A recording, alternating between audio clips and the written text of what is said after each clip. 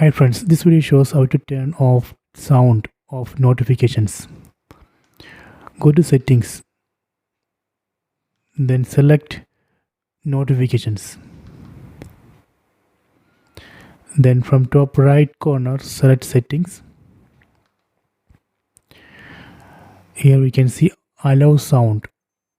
We have to disable this option. Just press OK button on the remote and disable allow sound. Then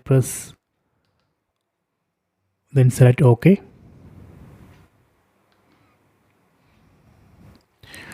So this way we can turn off sound of notifications.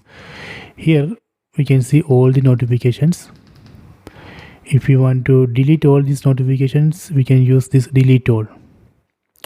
So this way, using these settings, we can turn off sound of notifications. I hope you have enjoyed this video. Please subscribe my channel. Please like and share the video.